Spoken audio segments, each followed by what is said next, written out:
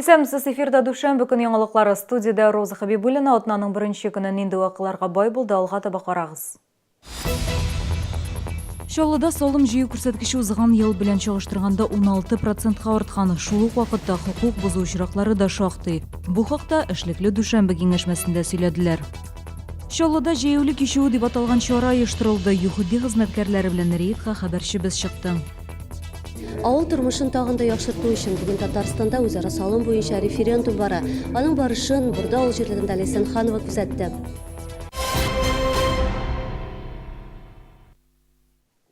Салым түләү өчен нибары 2 атна вакыт калып бара. 9 ай нәтиҗәләре буенча төрле дәрәҗәдәге бюджетларга 40 миллиард сумнан артык акча җыелган инде. Бу узган елның шушы чоры белән чагыштырганда 16%-ка күбрәк. Белгечләр әйтүенчә, бу сәнәгать үсеше сәүдәдә активлык белән бәйле.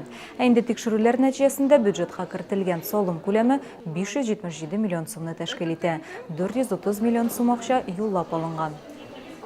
В то же время доначисления на одну проверку в этом году составляет 14 миллионов рублей, что в 2 раза больше, чем в прошлом году. Такие результаты получены за счет рискоориентированного анализа при выборе налогоплательщиков для проведения выездной налоговой проверки. Однако плательщиков, использующих различные схемы уклонения от налогообложения, остается пока немало. Шәһәр мэры искәртеп үткәнчә, Чаллыда эшмәкәрләр һәм юридик затлар күбәя. Аларның саны бүгенгә 36 меңнән артык. Ноэль Мәхдиев башкарма комитетта салым инспекциясе дә аларга уңай карашта булсын дигән фикерен җиткерде. Тик шул вакытта мэр тикшерүләр саны аз булса да, хукук бузулар кимемәвен әйтте. 2019 елда торак коммуналь хезмәтләр өчен түләүләрне 2 тапкыр индексацияләргә җыйналар. Мондый карарны премьер-министр Дмитрий Медведев имзалады.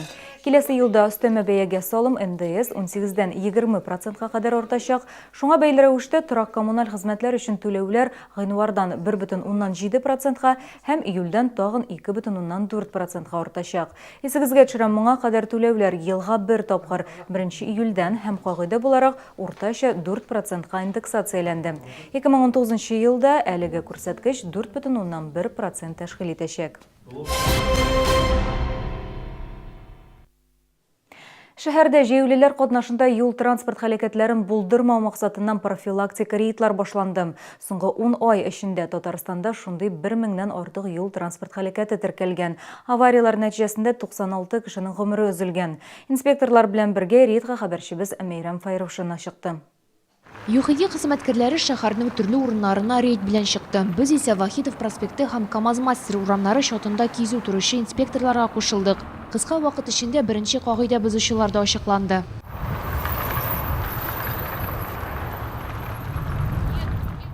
Җәяүлеләр арасында юл хәрәкәте кагыйдәләрен бозучылар булмады. Шәһәрдәшләр тиешле җирдән, ягъни зебрадан гына йөри. Рейд дәвамында кагыйдәләрне күбесенчә автомобиль йөртүчеләр боза дигән фикергә килдек. Перед нерегулируемым пешеходным переходом обязаны остановиться и пропустить пешехода. Төрле сәбәпләр аркасында җәяүлеләрне күрмәдек дип әйтә машина йөртүчеләр. Тик мондый җавап административ җәзадан коткармый. Начал заезжать, они стоят. Я остановился. Ну, в связи с тем, что они начали двигаться, я поехал. Вот так как-то недопонимание друг друга. Җәяүлеләргә юл бирмәгән өчен 1500-дән алып 2000 сумга кадәр штраф каралган. Быел Чаллыда җәяүле кичүендә 100 юл транспорт хәрәкәте теркәлгән. Нәтиҗәдә 104 кеше имгәнгән, 5 кеше вафат.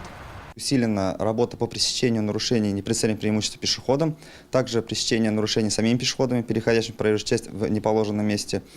Также будет проверяться содержание самих пешеходных переходов, то есть наличие всех дорожных знаков, разметки, освещения.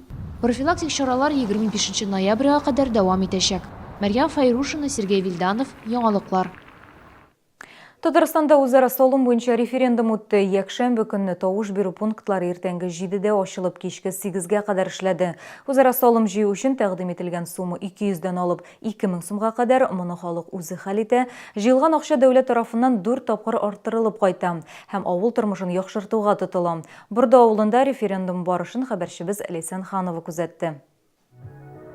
Бурда авылы җирлегендә яшәүчеләр мәдәният йортында урнашкан тавыш бирү пунктына иртәдән үк килә башлады. Бирдә 496 сайлаучы исәпләнә. Күпләр референдумда актив катнашу яклы, чөнки җыелган акча авыл яшәешен тагын да яхшыртуга тотылачак. Авылыбыз ямьләнсен өчен дип килдем. Әз булса өлешем керсен дип. Һәр авыллар ел сайын арта, зурая, дәүләтнең булышырга референдум аша 4 мәртәбә арттырып кайтаган акчага файдалану ул бик кирәк әйбер таным мен. Махат 200 сум иде, менә быел инде 2019 елга дип әйтәбез, безнең инде хәзер сайлау референдумда самовложение 500 сумга күтәрелде. Халык ала риза дип әйтәбез инде. Бурда авыл җирлеге башлыгы әйтүенчә, узган елларда үзара салым акчасына юлларны төзекләндергәннәр, зират коймаларын яңартканнар, шишмәне матурлап куйганнар. Киләсе елга планнары тагын да зурдан. Халык әгәр дә инде хуплап, күпләп инде тавыш бирсә, 2019 елны инде без тагын менә шушы урам юлларын ремонтларга тотарбыз дип уйлыйбыз. Бу мәсьәләне инде без авыл советы утырышына куйдык. Бурда авыл җирлегендә референдумда халыкның 70%-тан артыгы катнашты. Җыелган сумма юллар төзекләндерүдән тыш мәдәният йорты янында спорт мәйданчыгы төзү өчен дә тотылачак. Әсәнханова, Илдар Шәйдуллин, яңалыклар. Шәһәрдәшләрнең 47%-тан артыгы гриппка каршы прививка ясатканы быел барлыгы чаллыга федераль бюджеттан 245 меңгә якын вакцина кайтарылды. Бу узган ел белән чагыштырганда 15%-ка артыграк. Аларның 163 меңе өлкәннәр поликлиникалары өчен иде, 85 меңе балалар өчен җибәрелде. Бүгенгә поликлиникаларда вакцина ясау эше 100% үтәлгән. За прошедшую неделю в городе Набережные Челны заболеваемость ОРВИ составила 32,7 человека на 10 тысяч населения, что ниже порога на 39%. Случаев гриппа не зарегистрировано. Также по сравнению с предыдущей неделей отмечается снижение заболеваемости ОРВИ на 4,3%. Шаллы Россиянең иң чиста 10 шәһәре арасына керде. Рейтингта беренче урынны Анапа алган. Сургут икенче урында. Шаллы иң чиста шәһәрләр рейтингында 9-нчы баскычта. Исемлектә Әлмәт тә бар. Тикшерүдә Россиянең 150 торак пункты катнашкан. Бу хакта Домофонд.ру күчемсез милек порталы хәбәр итә. Сораштыруда катнашучыларга чисталыкны 1-дән 10-га кадәрге шкала буенча бәяләргә тәкъдим ителгән. Һәр шәһәр өчен районда яшәүчеләрнең чисталык һәм чүп-чарны вакытында чыгаруларыннан ни дәрәҗәдә канәгать булуын чагылдырган уртача балл билгеләнгән. Ил буенча уртача бәя 5,9 балл тәшкил иткән. Татарстанның Әлмәт һәм Чаллы шәһәрләре 7,6 баллга ия булган. Хәзер реклама мәгълүматы. Кулай бәядән табигый һәм сыйфатлы продукт. КамАЗ мәдәният йортында бал ярминкәсе дәвам итә. Умарташы Пегановлар шәһәрдәшләргә татлы ризыкның киң төрләрен тәкъдим итә. Балның 40-тан артык түрі. Карабудай, каштан, кыргый умырталардан җыелган бал Пегановлар ярминкәсендә һәркем күңеленә шаганын таба ала. Мед у нас Адыгея, Краснодар, юг России.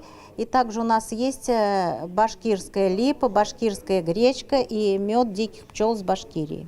Шәһәрдәшләрнең күбесе ярминкәдә булырга өлгергән инде. Чаллылар күбесенчә чәчәк, юкә, ак акация балын яратып ала. Монда балны авыз итеп карау мөмкинлеге дә бар.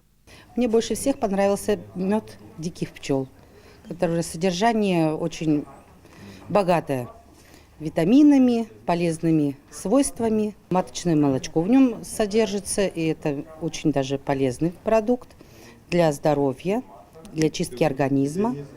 Ну и все сорта меда у них очень вкусные. Мы взяли цветочный мед, решили, что так лучше будет, чтобы все цветы забрать, что адыгейский, там башкирский, еще там что. Так что нам понравилось. Биредә балны кулай бәядән сатып алырга мөмкин. 3 литрлы банкадагы чәчәк һәм камырлык, ягъни боярышник балының бәясе 1000 сум. Килограмм сортлы бал алучыга 1 килограмм чәчәк я үсемлек мае бүләккә. Сатучылар иртәнге 10-нан кичке 7-гә кадәр КамАЗ мәдәният йортында эшли. Ярминкә 25 ноябрьгә кадәр дәвам итәчәк. Бүгенге амнашлар, мин сезнең белән иртәгә кадәр сау булашам, исән сау булыгыз.